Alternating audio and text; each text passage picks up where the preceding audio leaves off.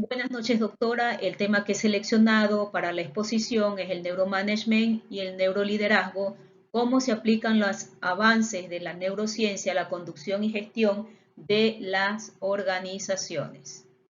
Bien, el autor de este artículo es el doctor Brighton y él inicia este artículo con un título bastante atractivo que dice cuando la realidad habla por sí mismo.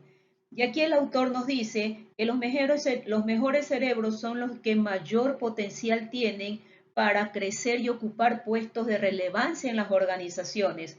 Con esto el autor nos dice, pues bueno, no estoy diciendo nada nuevo, pero lo nuevo, lo extraordinario, lo que motiva y apasiona a aquellos que se han dedicado su vida profesional a desarrollar e implementar metodologías que conviertan a las organizaciones en ámbito donde las personas puedan desarrollar su potencial intelectual y humano son las nuevas herramientas que la neurociencia ha puesto al alcance de la organización para que ésta se desempeñe mejor.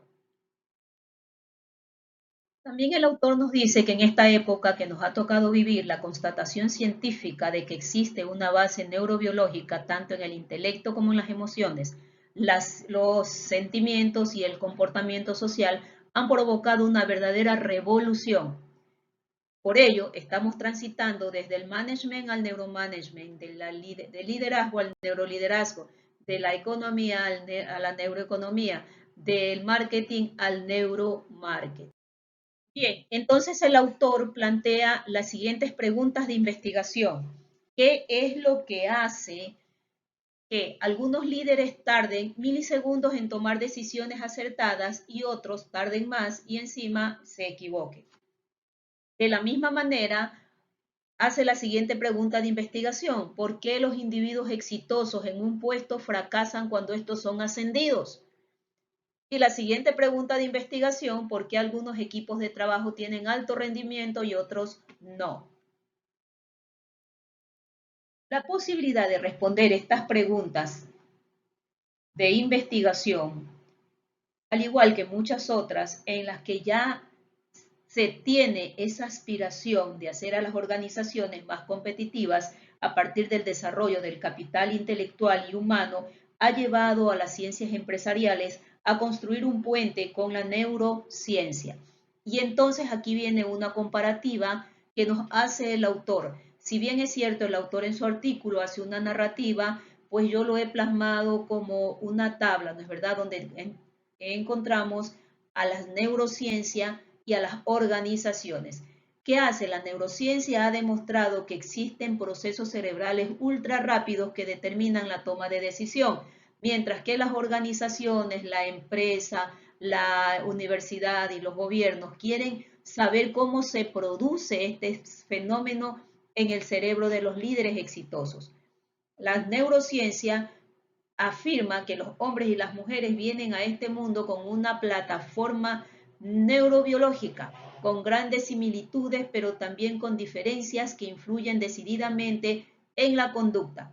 Las organizaciones están constantemente atentas a estos avances para ubicar a ellos y ellas en puestos que permitan su potencial desarrollo, porque con ello, pues las organizaciones crecerán.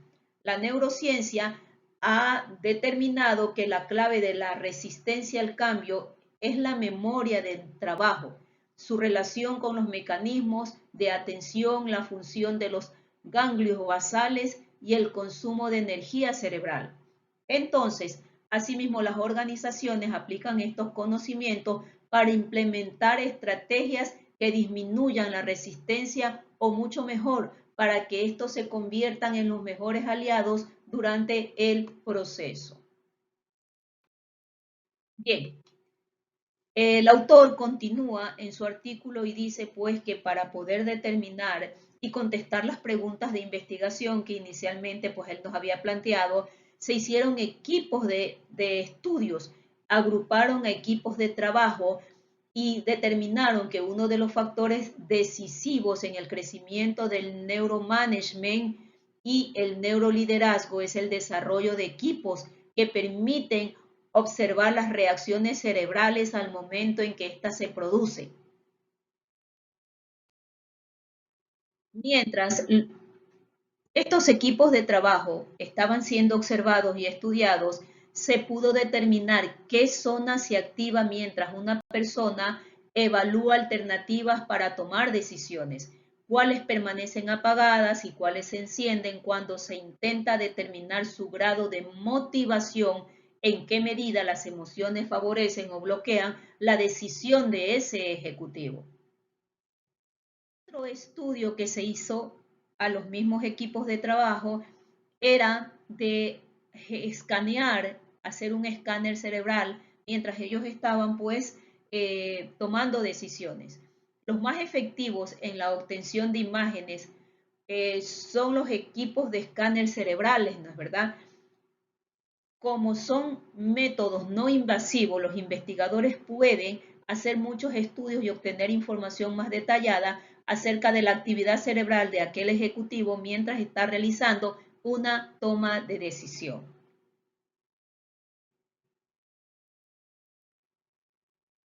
Como se puede observar en la gráfica, durante 15 días se estudió la actividad cerebral de 160 estudiantes de un MBA mientras resolvían los estudios de caso.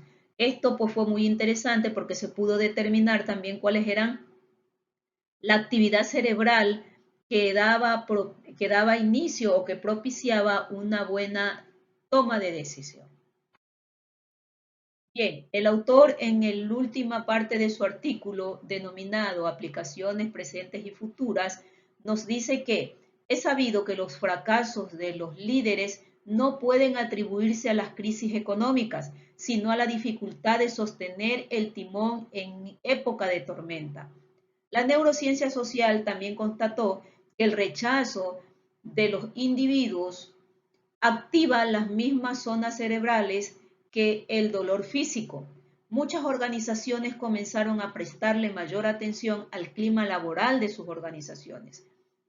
Que también nos dice el autor, la relevancia de los avances científicos y fundamentalmente el hecho de que estén al alcance de las organizaciones impone una visión interdisciplinaria para poder aplicarlos.